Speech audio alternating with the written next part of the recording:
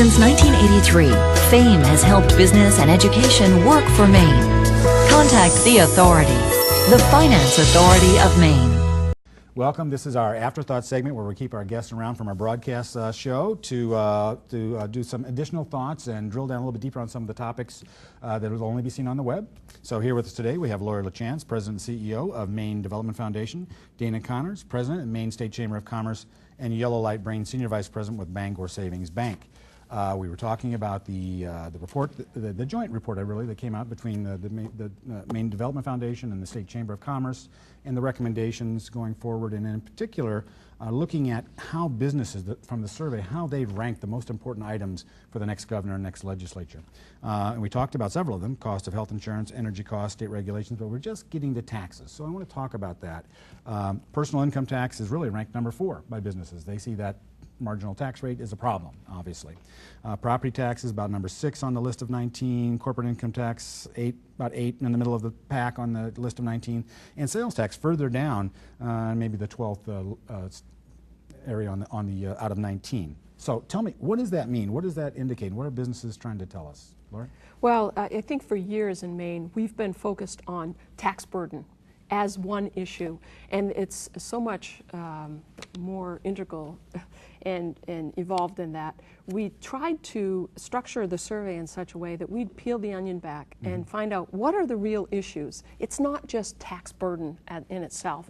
And we've been shooting ourselves in the foot as a state by focusing just a yes or no. Is this going to affect our burden?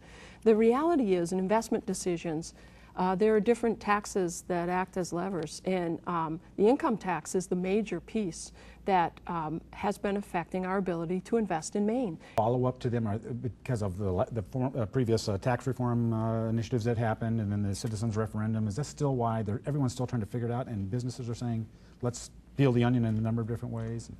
I'm not sure that our response to that survey was a direct result of the referendum in June.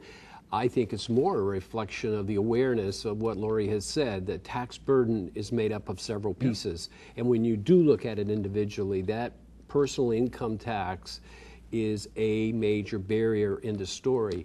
And I think even though the vote was what it was, I've got to give a great degree of credit to the legislature for taking on the issue. And the referendum, at this point, I'm not going to second guess. All we're saying is this issue is too important to give up on it. The question I have then too is the cost of this, of changing the tax rates for a personal income tax, those kind of things. There's a cost associated with that, but also then, I don't know, widening or diversifying the sales tax base. Does it wash out? How does that, in terms of investing, how is that going to affect the state? Well, in terms of the income tax, because we ramp up so quickly in the structure of that income tax and who's affected, it's big money to reduce that rate. Huge, like hundreds of millions of dollars. Right. The only way to enable ourselves to bring that down is to broaden the sales tax base. And as the survey shows, the sales taxes are the least offensive to business in terms of affecting their ability to an interest in investing in Maine. So really the only solution is to broaden the sales tax. Now that being said, having researched this pretty thoroughly, if you looked at the sales tax structure and you kept sacred food, manufacturing, healthcare, and education as major policy initiatives, but you broaden the sales tax to everything else fairly, you could actually lower the income tax and ultimately lower the sales tax rate if you so chose. There's enough money in that. I think the problem with that is it's great policy, but it's bad politics. Well, yes. It's a lot harder to get people energized about a future tax cut that they have to trust you is going to materialize versus an immediate addition of taxes on a new service that wasn't there before. And so, especially in an environment like we're in right now, where there's a huge amount of distrust about government. And there's also a huge amount of distrust that we have, in fact, made government infrastructure efficient, so that we really do have to move the peas around instead of finding net savings. People aren't convinced that we haven't looked that we have looked hard enough for the savings, and they're not convinced about the trust us, this will be to your benefit later on. And the ranking of sales tax, I mean, by businesses, it's significantly down that list in terms of priorities. That's an indicator, I think. It's just what you're saying, but it is about the details. Back up and talk about regulations a little bit. State regulations, that's the one. It's not federal regulations, not local regulations, state regulations, that's state government.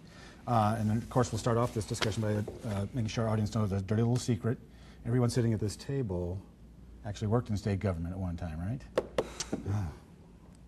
Been there. Just admit it. You'll feel better once you've... No, I'm kidding. No, actually, it was a wonderful job. No, I know. I love my job, too. Yeah. My point, though, is We're that... here to help. Boy, there really is, in the report, though, you could see that there was a visceral reaction by business about that. And things like, they were saying things that just kind of anti-business, the government is anti-business, regulation is anti-business, government's anti-business, they want to stymie business activity.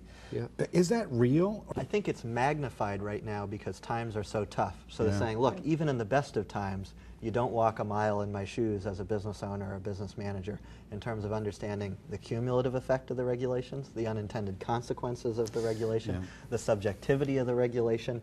And I don't think anyone believes that for the most part, either legislators or administrative people in the executive branch set out to be anti-business. But they're not walking in the shoes of those who have to comply, and they're not looking at the cumulative effect. So right now, when businesses are struggling to survive, and those same conversations about additional regulation are going on, they feel it even more viscerally. I think that in so many occasions, it is attitudinal, a culture, and it goes, as we said earlier, to the point that I don't mind meeting the test as long as I know if I meet the test, I'll get my permit. Right. It's the predictability, it's the consistency, it's the multiplicity. You don't really know which department you're supposed to go to get the permit, and is it only one or is it 5? How many years have we been saying this? How many administrations have you been? Man, can it really? I mean, yes. Come on, we have. You know that. Absolutely. I believe that one of those items in there that is easiest, the bad choice of words. I don't mean it doesn't work. Doable. Is the governor that comes in sets the tone because so much of regulatory within this report is a cultural thing that you can create. You can minimize the multiplicity issue. You can certainly set the stage for what Yellow is speaking of in terms of the attitude or walking in my shoes. That is something that's manageable. I believe that sincerely. But I also want to speak to a point and not take much time on it because we don't have much, is that I also feel in the state, because I've been an intervener in 2 or 3 occasions the last couple of years where there really is an effort to stop. It's not always our people, it can be people out of state. But I've been with Plum Creek, I have been with Poland Springs. It seems that now the onshore wind has taken a major hit. It's not that they're large numbers, but they're loud numbers. And what happens is that also heightens the concern at the moment. Even those companies that want to invest and meet the standards are being held back because of this almost an intimidation factor. In the energy section, you guys want to fire up some nuclear power plants, is that right? I saw nuclear power. You said, yeah, let's explore that. It's put out there as an option. Many countries are going into nuclear in a safe way. Obviously everything has its downside in energy production, but nuclear offers an alternative to well, again, you have to be petroleum-based products. Exactly. Again, it's the private sector. If meet the test, make the investment. We're not.